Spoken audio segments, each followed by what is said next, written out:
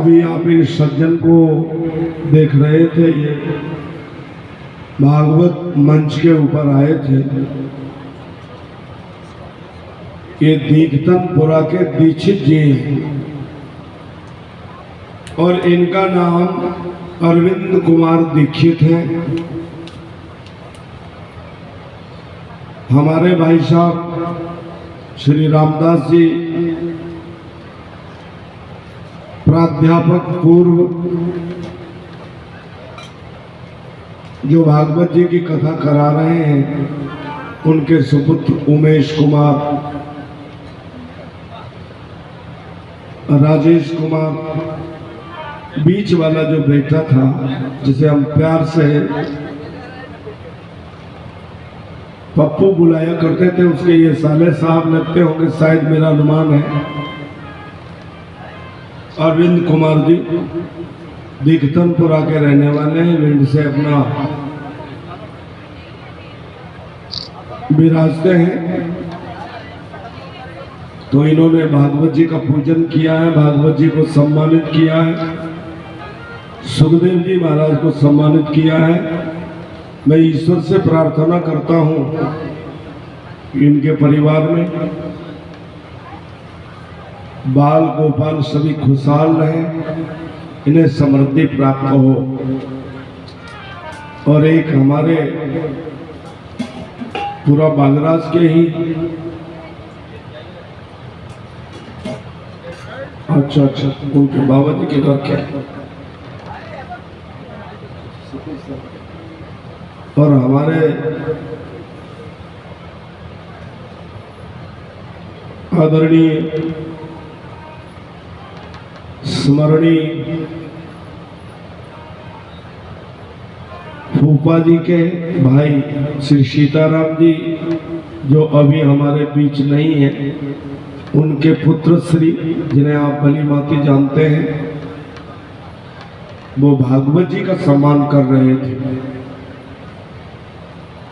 तैनगुरिया परिवार के सभी महानुभावों से मैं ये करबद्ध प्रार्थना करूंगा कि जो हमसे उम्र में बड़े हैं, सांसारिक नातों में हमसे बड़े हैं, वे यहाँ आकर मेरे माथे पर टीका ना लगावे। हाँ, भागवत जी का सम्मान करिए, पूजा करिए, माला चढ़ाइए, फूल चढ़ाइए, वो आपका पूर्ण अधिकार है। यहाँ आप जो धन चढ़ाते हो वो हमें बता के चढ़ाना, मर्जी से नहीं चढ़ाना। हमें बता के चढ़ाओगे तो आपके धन का हम अच्छा उपयोग करेंगे, सदुपयोग। आप चढ़ाइए खुले दिल से, पर मुझे एक बात ये नॉलेज में डालना है कि हम तैनगुरिया परिवार से हैं और ये मेरे द्वारा ठाकुर जी की सेवा में, भागवत जी की सेवा में है। तो आपकी सभी सेवाएं स्वीकार हैं, परंतु ये जो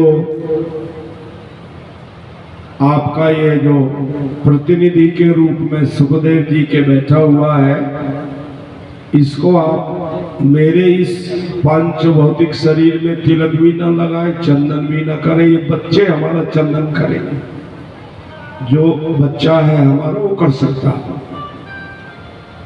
हमसे ज्येष्ठ और श्रेष्ठ जो भी हैं, उनसे ये करबद्ध प्रार्थना करता हूँ कि वो भागवत जी पे चाहे कुछ भी करें। और धीरे से हमारा ये स्टाफ है, एक शास्त्री जी आचार्य जी बैठे हुए, एक ये बालक छोटा सा घूमता है, एक ये हमारे भाई साहब बैठे हुए, उनके बेटा, सब यहीं बैठे हुए। इनको बताकर भागवत जी का सम्मान करें। यदि कदाचित धन से सम्मान करते हैं तो एक परात उधर अलग से रख लो, और वो तैनगुरिया परिवार के द्वारा उसमें जो भी योगदान यज्ञ के लिए किया जाए तो उसको करिए। आपके आपके द्वारा दिया हुआ कोई भी ऐसा धन यदि मेरी जेब में पहुंच जाएगा तो मुझे वेदना हो जाएगी। मैं तो स्वयं आपको और देता हूं ठाकुर जी की प्रेरणा से। इसलिए आपका यज्ञ है, आप यज्ञ करा रहे हैं, मैं तो निमित्त मात्र तुम्हारी डोरी पर डंडा लेके पहरेदारी करने के लिए खड़ा हो गया हूं। तो आपका पहरा दे रहा हूं, आप बड़े लोग हैं और आपके सामने हम तो आपके बच्चे हैं। आशीर्वाद दो आप। आपका आशीर्वाद हमारे लिए अखंड दौलत है। उससे बड़ी दौलत दुनिया में हमारे लिए वो कुछ नहीं हो सकती। फिर भी अपने मन को संकुचित नहीं करना। उमेश कुमार जी या राजेश कुमार जी हमारी बात को सुन रहे हैं, कल से यहाँ एक दान पात्र रख दीजिए, उस पर लिख दीजिए तैनगुरिया परिवार। तैनगुरिया परिवार उस दान पेटी में या कनस्तर में या पेटी में ही दान करें। हाँ, भागवत जी पे आए, प्रणाम करें, नमस्कार करें। 1.5 से 2.5 मिनट कीर्तन के लिए, इससे ज्यादा टाइम नहीं। जरा सुना दीजिए, ध्यान रखें इस बात का। जहां 2.5 मिनट में तुम्हारा विषय रुकता है वही रुके। कोई कहे गोविंद कोई गोपाला, कोई कहे गोविंद कोई गोपाला, मैं तो कहूँ सावरिया माधुरिया वाला, मैं तो कहूँ सावरिया माधुरिया वाला। कोई कहे गोविंद कोई गोपाला, कोई कहे गोविंद कोई गोपाला, कोई कहे गोविंद कोई गोपाला, मैं तो कहूँ सावरिया माधुरिया वाला, मैं तो कहूँ सावरिया माधुरिया।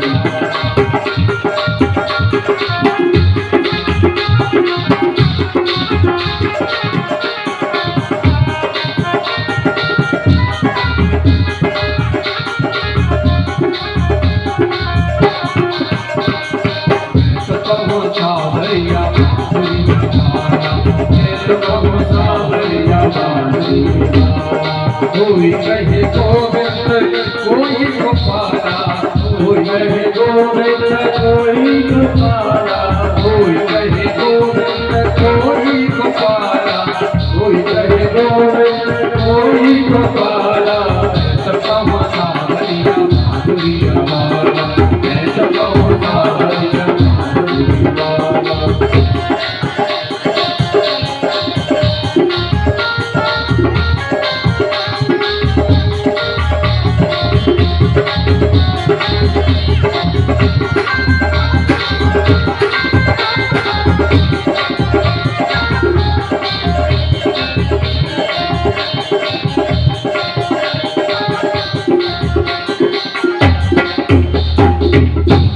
धर्मराज युधिष्ठिर राज्य कर रहे, एक दिन रात को सो गए, 4 बजे उनको दुस्वप्न हुए।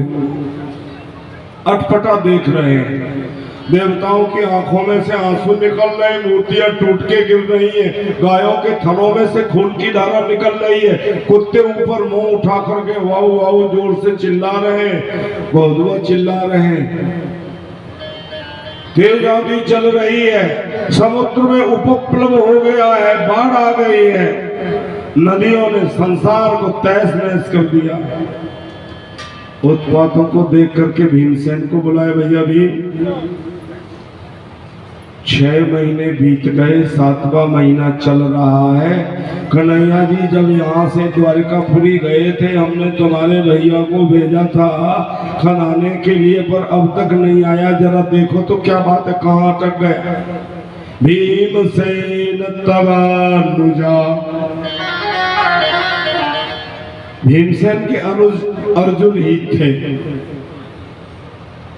जो अपनी पीठ से पैदा हो। असली मायने में कोश कहता है कि अनुज उसी को बोला जाता है, असली अनुज वही होता है।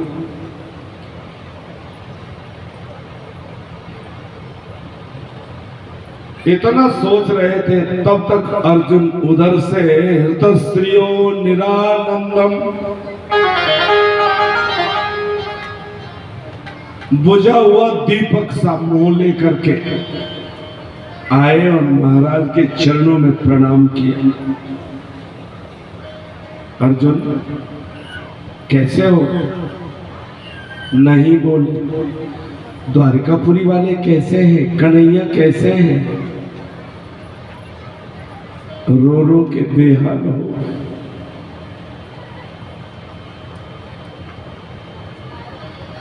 तुम उदास कैसे लग रहे हो? कहीं ऐसा तो नहीं है तुम अपने रास्ते से भ्रष्ट हो गए हो? किसी ने कुछ मांगा हो और तुमने नहीं दिया हो?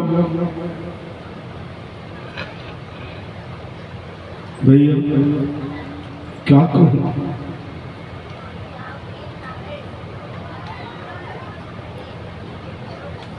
वंचितो हम महाराजो हरिनाम बंधुरूपिणा।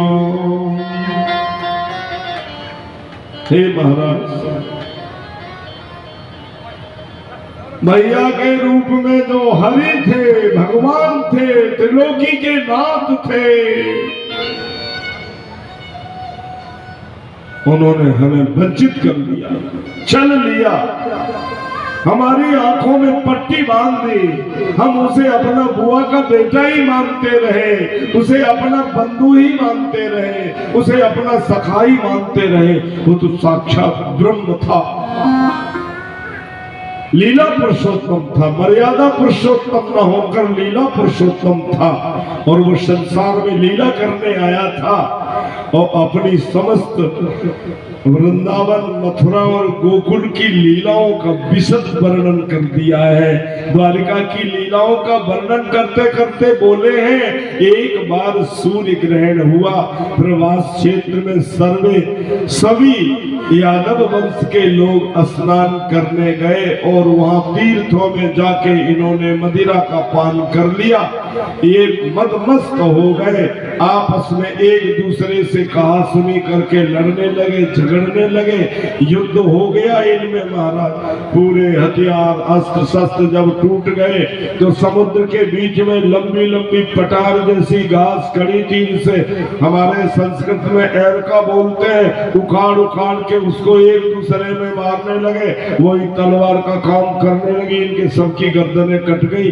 और कन्हैया जी कुछ ही क्षणों बाद एक पीपल के पेड़ के नीचे बैठे हुए थे और एक बहेलिया आया, उसने अपने धनुष पर बाण चढ़ाया, कन्हैया जी के पैर में जोर से हिरण मान के खींच के बाण मारा है। कन्हैया जी व्याकुल हो गए हैं। आपने तो मुझे बताया था जाते जाते कि कन्हैया के शरीर से हाथ मत लगाना, किंतु मेरे से भैया बड़ा घोर अपराध हो गया है। जो मैंने राजा की आज्ञा का उल्लंघन किया है, सो हे प्रभु कैसे भी मुझे क्षमा कर दो। गलती का भाजन ये तुम्हारा भाई तुम्हारे चरणों में आया है और बार बार अपनी भूल की माफी मांग रहा है। मैंने कन्हैया जी के जब बाण लग गया था तो कन्हैया जी ने बोला, अर्जुन देखो मैं बहुत ही दुख से पीड़ित हूँ, आप ऐसा करो जल्दी से जल्दी आओ, मैं खड़ा नहीं हो पा रहा हूँ, मुझे खड़ा कर लो। मैं पीछे जाने की सोच रहा था, आपकी आज्ञा मुझे ध्यान आ गई तो मैं कन्हैया जी के पास नहीं गया। मैंने हाथ जोड़े और निवेदन किया, प्रभु राजा की आज्ञा है, मैं आपका स्पर्श नहीं कर सकता हूँ। अरे भैया तुम हमारा स्पर्श नहीं कर सकते हो तो कम से कम ये मेरे पैर में लगा हुआ मेरा ये जो बाण है, ये मुझे जो है कष्ट पहुंचा रहा है, इसको तो तुम खींच सकते हो, निकाल सकते हो। मेरे मित्र हो ना, मित्र जो है मित्र के साथ दुख में साथ नहीं देगा तो कब देगा। अर्जुन गए हैं, बाण को पकड़ा है, खींचने की कोशिश की है। कन्हैया जी ने नर के अंदर जितनी भी नारायण ने ताकत दी वो पूरी ताकत खींच के अपने अंदर ले ली और कहा, अर्जुन मेरा संसार में लीला पुरुषोत्तम होने का समस्त कार्य संपन्न हो गया है। अब मैं अपने गोलोक धाम के लिए जा रहा हूँ।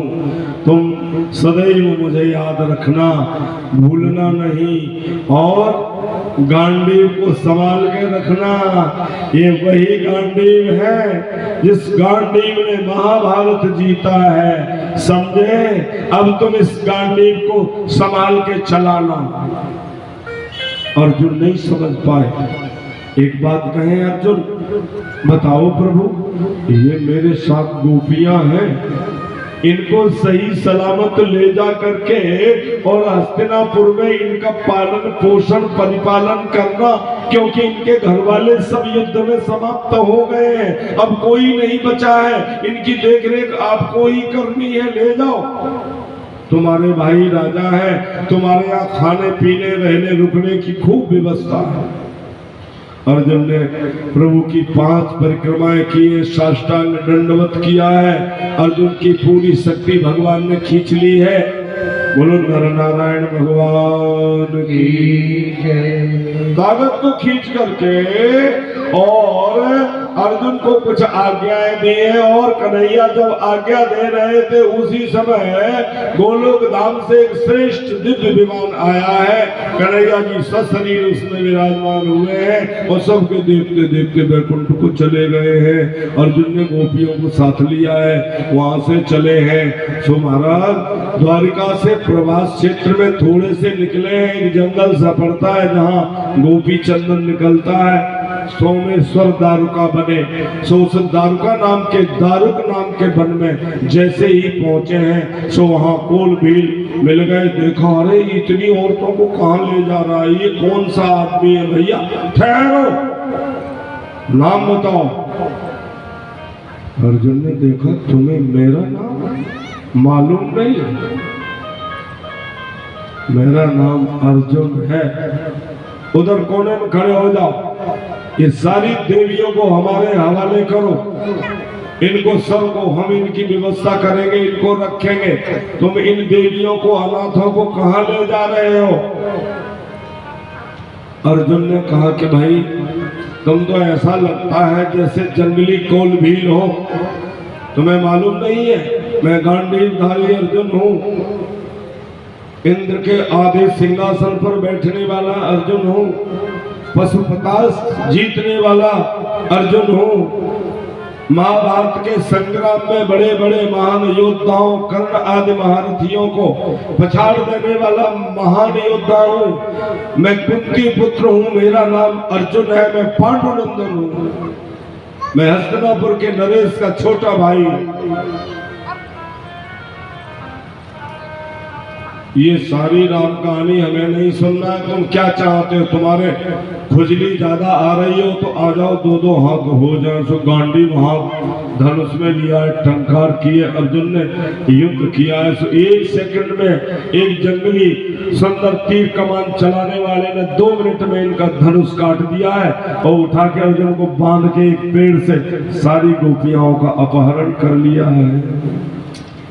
सदा दिल जातन एक समान, सदा दिल जातन एक समान।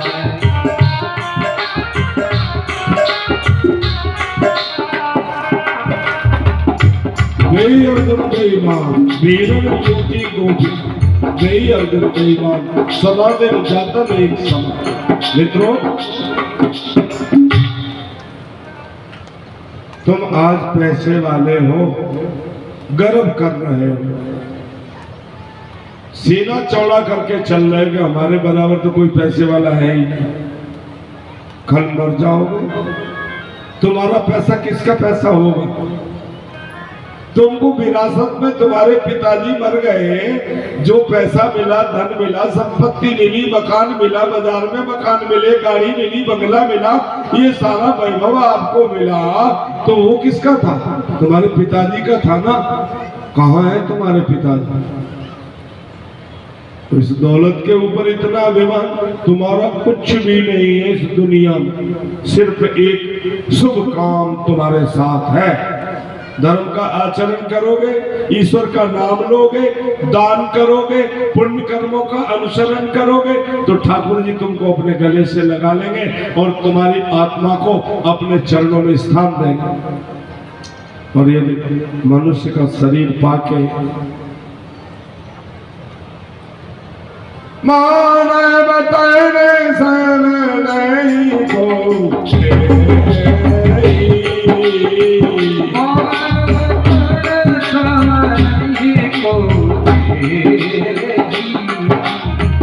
जीव चराचर चकते, जीव चराचर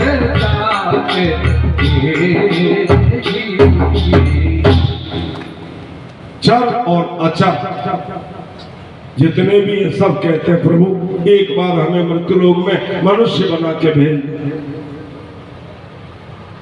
कबहू करि करुणा नर देहि, उदित ईश बिनु हेतु सनेहि। वो परमात्मा कभी कृपा करके आपको ये मानव तन देता है और आप उस चंदन के बगीचे वाले व्यक्ति जो कोला बना बना करके और पूरे चंदन को जला के खाक कर दे रहा है, उसकी तरह लग रहा है। सोच अपने हम कौन हैं, कहां से आए हैं, किस लिए आए हैं, जब आए थे तो तब क्या लाए थे, जब जाएंगे तो क्या ले जाएंगे।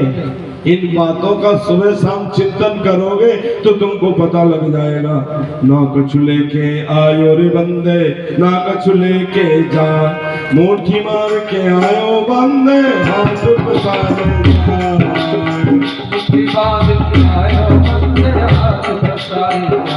सो इन हाथों से, इन पैरों से, इन 10 इंद्रियों से शुभ काम जितना बन जाए उतना करो, अशुभ काम मत करो। अपने इस चंदन के पेड़ में कीड़े मत लगाओ, नहीं ये घुन जाएगा, सड़ जाएगा, गल जाएगा, टपक जाएगा, टूट जाएगा, नष्ट हो जाएगा।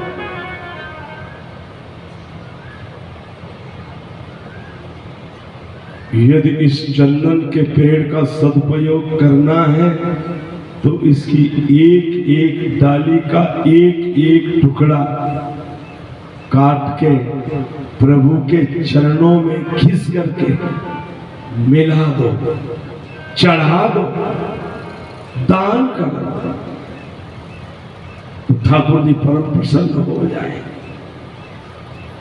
चंदन को माथे पर इसलिए लगाया जाता है कि जीवन में तुम कितना भी क्रोधी हो, कितने भी महाक्रोधी हो, कितने भी अति महाक्रोधी हो, शुद्ध मलयागिर का चंदन केसर डाल के, कपूर डाल के, घिस के, ठाकुर जी को लगा के, चढ़ा के, उसको अपने माथे पर ऐसे जैसे मैंने ये खड़िया पोती है ऐसे तुम लगा लो तो तुम्हारा क्रोध सदा सदा के लिए मिट जाएगा। मित्रों, आपके ऋषियों ने, आपके पूर्वजों ने, ज्ञानी ब्राह्मणों ने, आपके कुल पुरोहितों ने, आपके आचार्यों ने आपको सब कुछ बताया है, आपने उसका बखूबी पालन किया है। पर मैं देख रहा हूं कि आने वाली पीढ़ी के लिए तुमने भी उदासीनता धारण कर ली। ऐसा ना करो।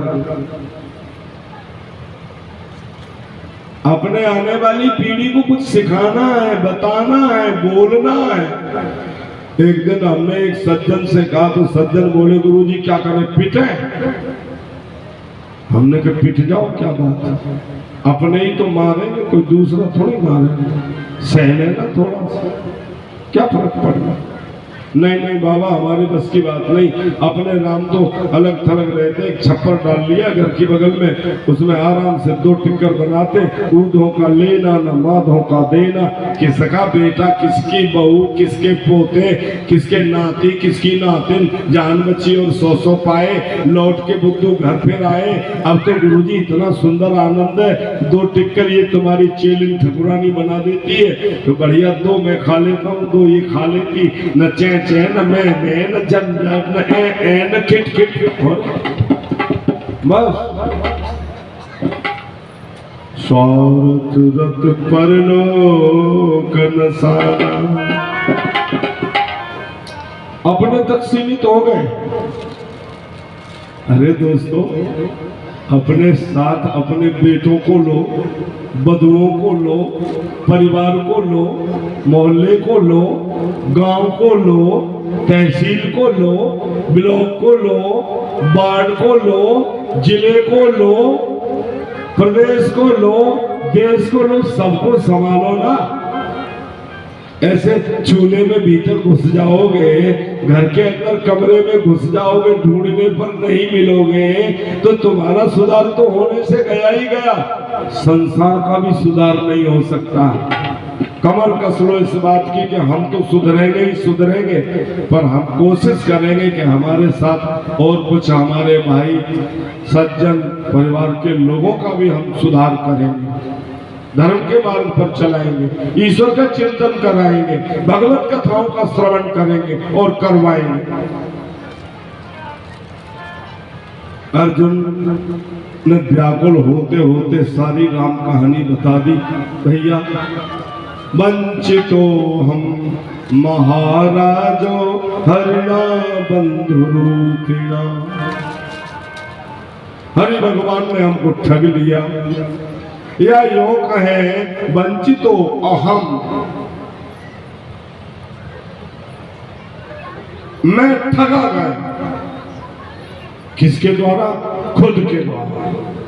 इसलिए जीवात्मा परमात्मा को जल्दी नहीं पहचान पाता, तो ठगा जाता। उदाहरण बताता हूं आपको। एक बार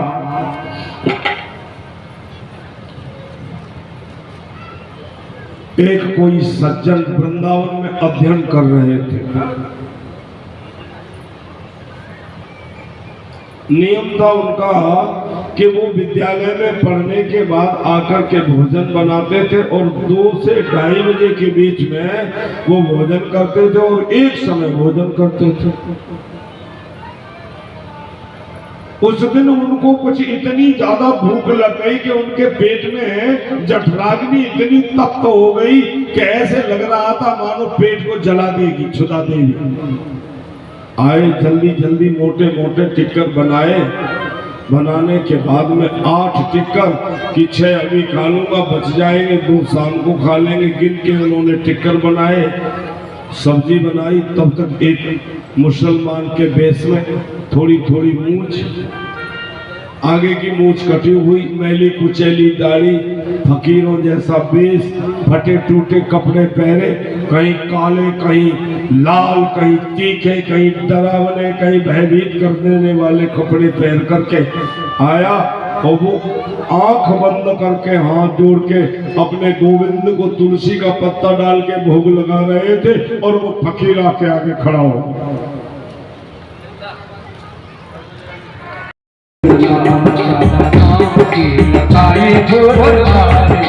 पता पता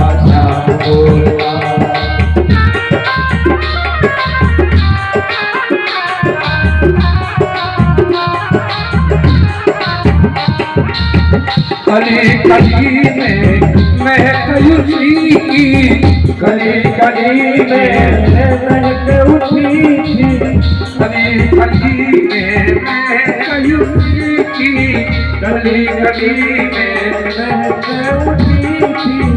हर पति में चहकती थी, हर पति में चहकती थी।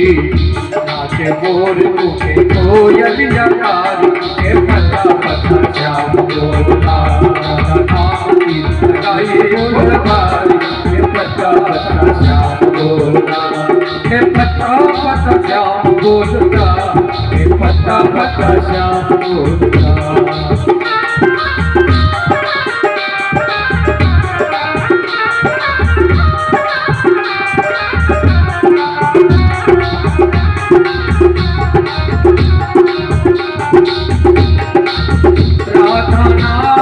खिल गया युगमन राधा नाम का खिल गया युगमन राधा नाम का खिल गया युगमन राधा नाम का खिल गया युगमन। मैं क्यों राधा राधा वृंदावन मैं क्यों राधा राधा वृंदावन तुझे गली गली में सोर पार के पता पता श्याम बोलता लगाए फुलवारी के पता पता श्याम बोलता के पता पता श्याम बोलता के पता पता श्याम बोलता नाम की लगाए फुलवारी के पता पता श्याम बोलता।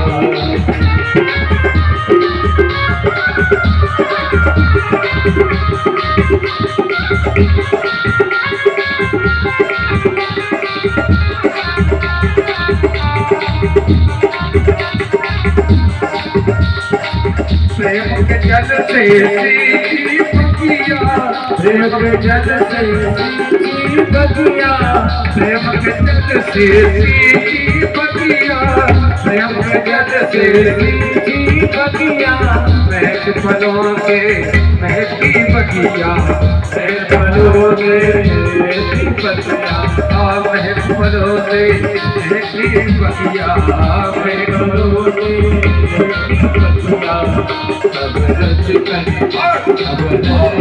लाल प्यार के पता पता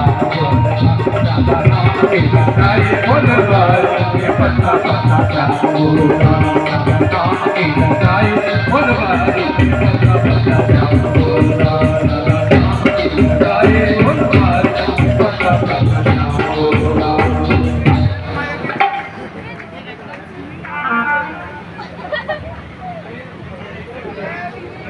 अब सृष्टि संबंधी प्रश्नों में जब राजा ने हाथ जोड़ के प्रार्थना की चले जाओ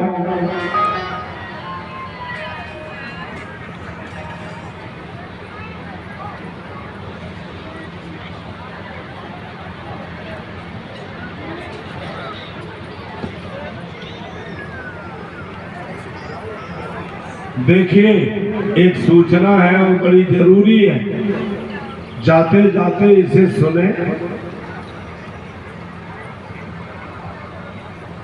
एक भक्त जी आज विश्राम के समय